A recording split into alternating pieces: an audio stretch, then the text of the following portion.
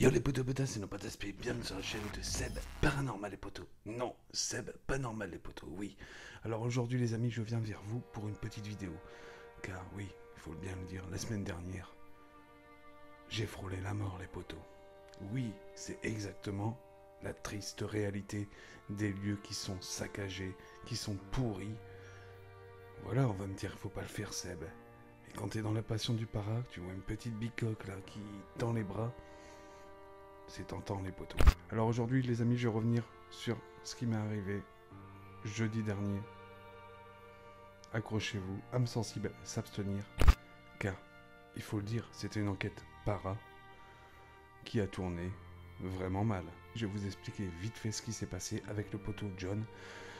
Voilà, John est venu me rendre visite chez moi, et moi pour lui remercier qu'il vient me rendre visite chez moi, vous me connaissez, j'aime le para, donc je l'ai amené dans une maison où j'avais déjà effectué 2 enquêtes. Alors quand on est arrivé dans cette maison, on a fait un live avec vous. Je vous remercie, car on est à l'heure actuelle à 256 partages sur Facebook. Pratiquement presque 10 000 vues. Je vous remercie pour vos partages, vos commentaires. Ça fait zizir les potes. Voilà les amis, alors je vais vous expliquer le déroulement de ce qui nous est arrivé en enquête. Et après je vous parlerai du particulier que j'ai effectué le lendemain. On était avec John en live avec vous. Et ce jour-là les amis, je voulais faire un épisode absolument en vision nocturne. C'est-à-dire dans le noir complet. Sachant que dans le noir complet, on ne voit rien devant nous. C'est une logique. On a juste le cadran de la caméra qui nous guide à travers nos enquêtes. Pourquoi un repérage de jour est très important pour ceux qui débutent dans le para, de ne pas se lancer directement en nocturne dans une maison ou un château, sanatorium, ce que vous voulez. Très dangereux de ne pas faire de repérage de jour quand vous ne connaissez pas le lieu. Pourtant ce lieu je le connais et malheureusement la catastrophe est arrivée. Alors tout a débuté comme une enquête normale, en posant des questions. D'ailleurs, voilà pourquoi je vais vous mettre l'enquête, car on a eu quand même des résultats. Voilà, on a eu pas mal de résultats, les 20 premières minutes. Et ce qui m'est arrivé, ça a cassé l'ambiance, et je me suis blessé à la jambe. Voilà pourquoi cette maison est très importante au niveau des résultats, car je vous ai pas tout dit. Écoutez bien ce que je vais vous dire. Dans l'après-midi, on avait fait un live repérage avec le poteau John.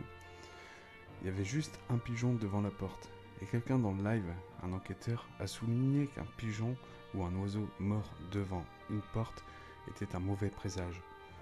Donc nous, bon, voilà, je suis pas superstitieux, mais bon, c'est pas grave. Ensuite les amis, on a fait l'enquête, j'ai eu la chute. On a remballé le matos, tout ça. On est revenu chez moi pour boire un petit café, pour nous remettre des émotions de ce qu'on avait vécu un quart d'heure avant. Tellement qu'on était encore un peu sous le choc, on a oublié une enceinte de Spirit Box à l'intérieur de cette maison. On est venu boire un café, on a vu qu'il manquait une enceinte au poteau John. Donc on est reparti sur le lieu pour aller chercher l'enceinte. Quand on est arrivé sur le lieu, on a eu une belle surprise. Les 2 portes qui restent encore debout dans cette maison étaient fermées avec le cliché.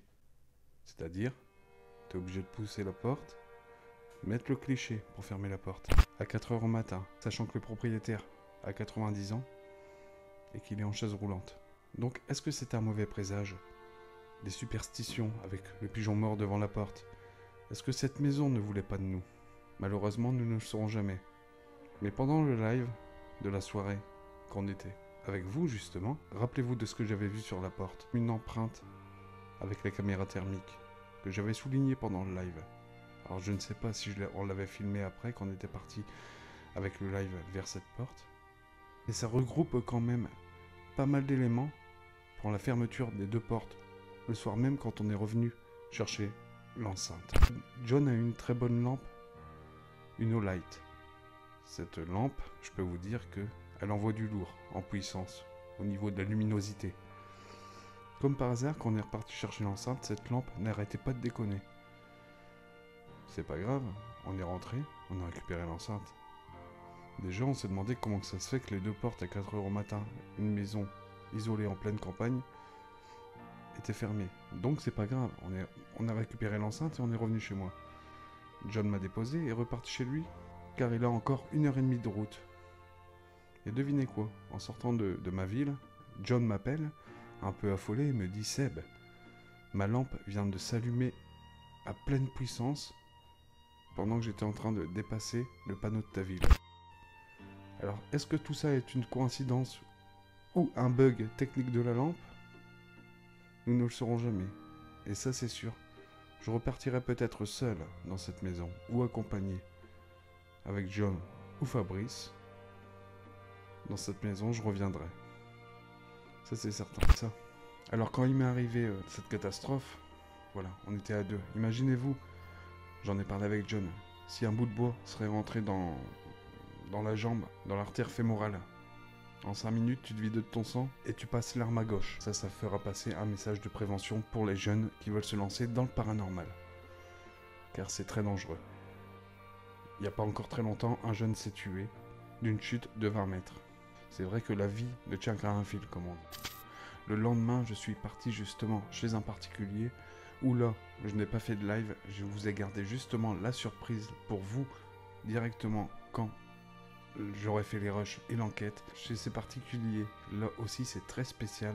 Pourquoi? Car cette famille vient de la Réunion. Quelqu'un dans sa famille était un très grand bandit, tué par la police. Son corps a été placé quelque part, sa tête ailleurs. C'est genre quelque part de la sorcellerie. Sur sa tombe, les gens viennent déposer de l'alcool pour jeter, ou des offrandes pour jeter des sorts aux personnes qu'ils n'aiment pas. C'est très très chaud encore, ce particulier que j'ai été effectué. Vous verrez bien quand je sortirai l'enquête. Alors regardez, je vais vous faire voir le plancher que je suis passé à travers. Regardez comme c'est chaud.